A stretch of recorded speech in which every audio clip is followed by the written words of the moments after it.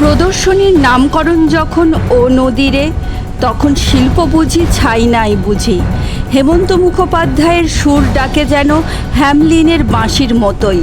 শুক্রবার থেকে শুরু হয়েছে বহরমপুর পৌর আর্ট গ্যালারিতে 3 দিনের একক চিত্র প্রদর্শনী। মোহাম্মদ মিজানুর খান পেশায় যিনি সীমান্তবর্তী লালগোলার একজন শিক্ষক, মনে এবং মননে একজন চিত্রশিল্পী। শিল্পীকে নাড়া দিয়েছে বিলবোরা কোপরা পঞ্চায়েতের তারানগরের পদ্মার ভাঙন। সেই পদ্মার ভাঙনের আপ টু ডেট খবর নিতে গিয়ে দুজনের প্রাণ বাঁচিয়ে নদীগর্ভে তলিয়ে গিয়েছে মিজানুরেরই ছাত্র সিভিক ভলেন্টিয়ার ওয়াসিকুল ইসলাম। প্রিয় ছাত্রকে হারিয়ে বিষণ্ণতা গ্রাস করেনি। মিজানুরের শিল্পী সত্তা রং তুলে ধরতে চেয়েছে নদীর পাড়ে বসবাসকারী জীবনের অসহায়তা। স্বনামধন্য শিল্পী কৃষ্ণজিৎ সেনগুপ্ত দেখাচ্ছিলেন তার কাছের শিল্পীর অভিজ্ঞতা কিভাবে তারানগরের পদ্মা পাড়ে গোড়ায় 2টি গাছ এঁকেছেন। পরে গিয়ে দেখেন হারাধনের 10 ছেলের মতো পদ্মা ভিটেমাটি চাষ জমির সঙ্গে একটি একটি করে গাছ শূন্য করে দিয়েছে। 3টি ছবিতেই তা স্পষ্ট। কৃষ্ণজিতেরা তাঁদের উদ্ভাস থেকে 15টির মধ্যে 10টি ছবির কার্ড সুদীর্ঘ খামে বন্দি করে তা শহরবাসীদের জন্য বিপণনের ব্যবস্থাও করেছেন।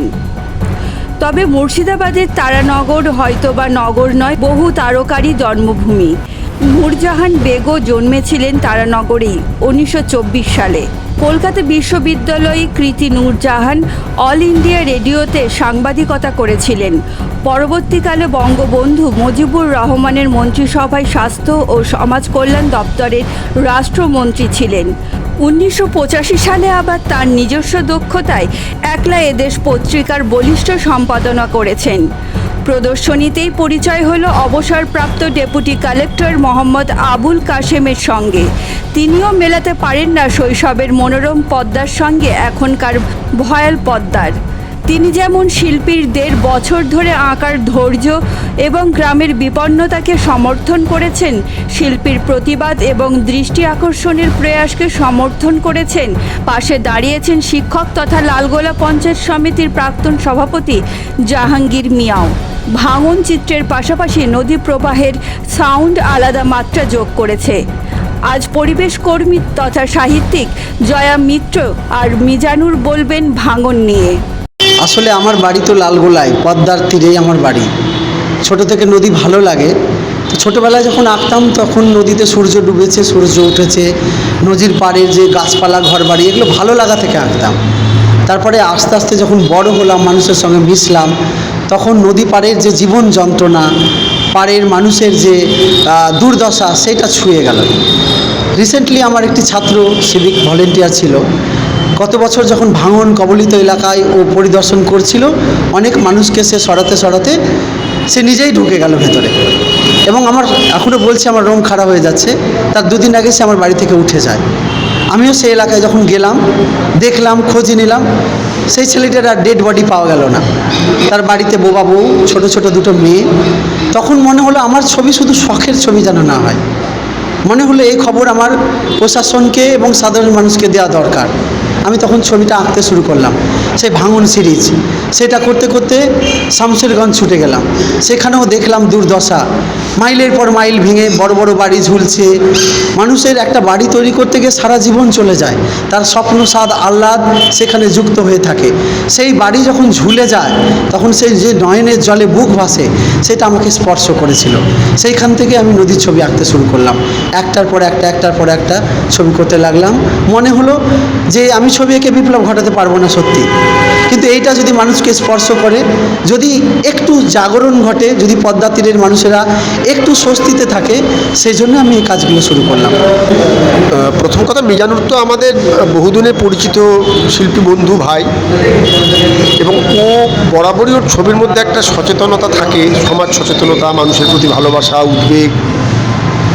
এইবারে ও যে সিরিজটা করেছে নদী ভাঙনের উপরে, গঙ্গা, পদ্মা, শামশেরগঞ্জ এবং লালগোলার একটা অংশ তারানগর, এটা অনবদ্য বললে কম বলা হয়, কারণ এর মধ্যে শুধু একজন শিল্পীর দক্ষতা লুকিয়ে নেই, ওর মনটা, ওর ভালোবাসাটা, ওর আশঙ্কাটা যে একটা জনপদ ডুবে যাচ্ছে, ধ্বংস হয়ে যাচ্ছে, নানা রকম কারণে, প্রাকৃতিক খানিকটা বটে, বাকিটা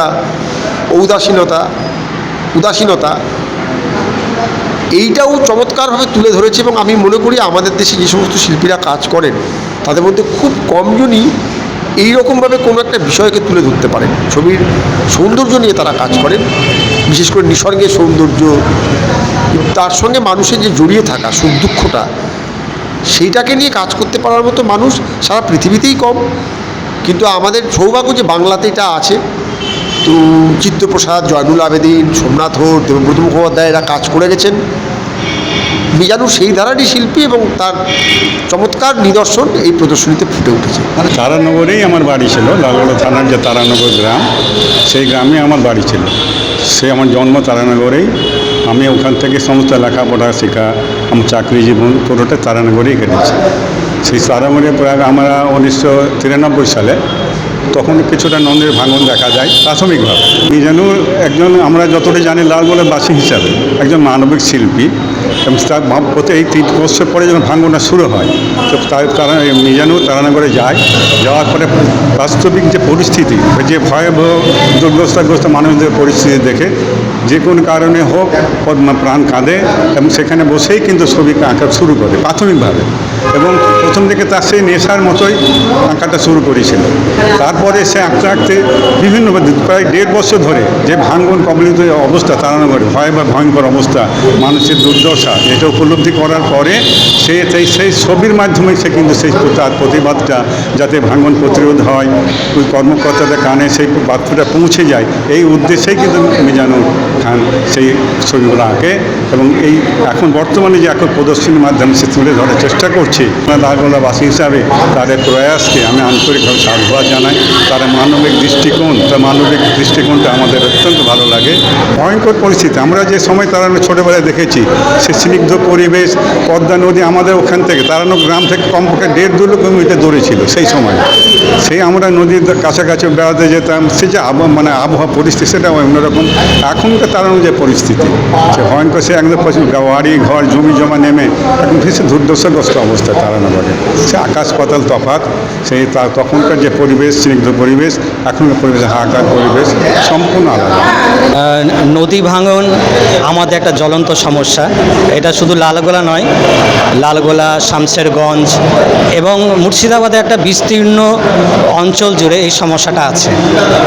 আমার বন্ধু মিজানুর তার তুলির মাধ্যমে এটা ধরে রাখার চেষ্টা করেছে এবং সেটা সাধারণ মানুষের কাছে একটা সমাজকে সচেতন করবার জন্য সে একটা প্রদর্শনী আয়োজন করেছে এখানে। আমি লালগোলা থেকে এসেছি তাকে সমর্থন জানাতে এবং আমি দেখে আমি অভিভূত হচ্ছি যে মানুষ আসছে, মানুষ বুঝছে যে এইটা একটা শিল্প, কিন্তু এইটা দিয়েও একটা প্রতিবাদ করা যায়।